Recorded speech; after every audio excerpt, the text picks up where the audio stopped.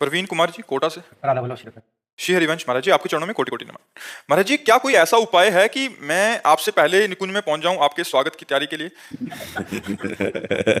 किसका प्रश्न है? अब ये तो यार श्री जी कर सकते हैं, श्री जी कर।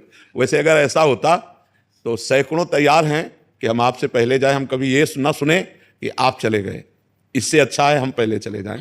ऐसे मान लो आप तो गृहस्थी में रह रहे हैं, हमारे विरक्त बच्चों से पूछा जाए तो सब हाथ उठा देंगे कि हम पहले जाना चाहते हैं। हम कभी ये सुनना नहीं चाहते कि हमारे गुरुजी पधार गए, हम तो ये देखना चाहते हैं कि हम पहले पधार गए और गुरुजी का वहाँ स्वागत करें। तो सब ऐसा चाहते हैं, लेकिन भैया नर सोची नहीं होत है, हरि सोची तत्काल, बलि चाहा आकाश को प्रभु भेज दिल पाताल।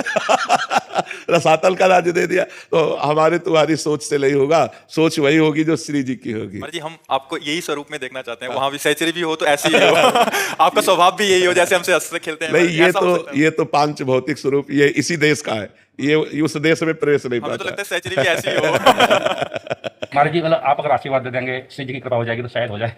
हम तो सबको आशीर्वाद दे दे, आज झंझट खत्म हो ना।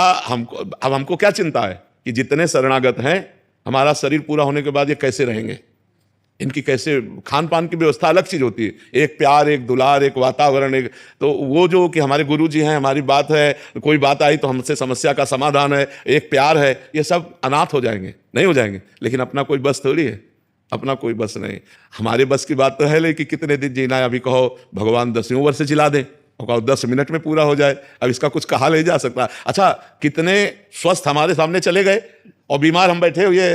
तो ये भी खेल है कि जरूरी नहीं है कि हम पहले जाएं, कौन कहाँ कब निपट जाए, ये खेल नहीं जाना जा सकता। ये बड़ा विचित्र खेल भगवान का है जी। प्रतिमा पांडे जी।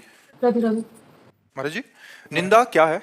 दूसरे के दोषों का दर्शन करके वर्णन करना, दूसरों के दोष देख करके उनका वर्णन करना। केवल दूसरों के दोष दर्शन कर लिया, कुछ बोले नहीं, उसे परदोष दर्शन कहते हैं। और जब उनका वर्णन कर देते हैं तो निंदा हो जाती है। निंदा कथन और श्रवण दोनों महापाप हैं। पर निंदा के किएते आवत नहीं कछु हाथ, मूरख पर्वत पाप को ले चल अपने साथ। भक्तन निंदा अति बुरी भूल करे जिन कोय, के सुकृत बहु जन्म के क्षण में डारे खोए। बहुत जन्मों के पुण्य एक क्षण में नष्ट हो जाते हैं जब कोई संत भक्तों की निंदा करता है। और जब दूसरों की निंदा करता है तो पाप की पोटरी लेकर नरक जाता है, कोई लाभ तो मिलता नहीं। इसलिए दूसरों के दोष दर्शन करना, दूसरों की निंदा करना, दूसरों की निंदा सुनना, साधक को इनका त्याग कर देना चाहिए। गुरुजी, अगर मेरे साथ किसी ने बुरा किया और मैंने वो बात 4 लोगों से कही कि इसने मेरे से बुरा किया, तो ये निंदा में आएगा या नहीं आएगा?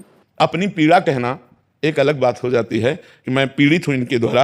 अब भगवान इनका स्वभाव ऐसे बनाए हैं या इनका क्या लीला है, पर इनके द्वारा उनके दोष वर्णन नहीं किए, पर हम अपनी पीड़ा कह दी, वो एक अलग बात हो गई। और किसी के दोषों का वर्णन करना वो एक अलग बात हो गई।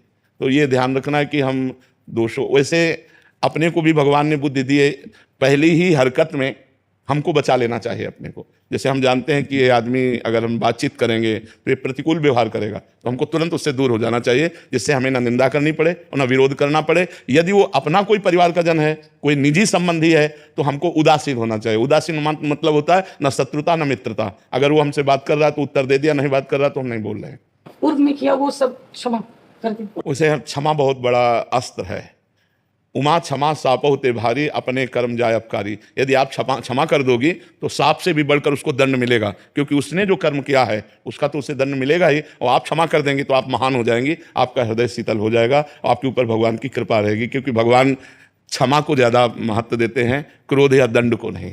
भगवान ने कहा द्वेष्टा सर्वभूतानां मैत्रः करुणयोच निर्ममो निरहंकारा सम दुःखा समः क्षमे। क्षमा को भगवान ने बहुत, जो सुख दुख में समान भाव रखकर क्षमा करता है, दूसरे को क्षमा कर दो। तुम क्षमा करोगे उसका सुधार भगवान कर लेंगे। और जहां ऐसा कुछ लगे कि अब आपके जीवन और आपके, तो फिर कानून व्यवस्था है, फिर कानून व्यवस्था का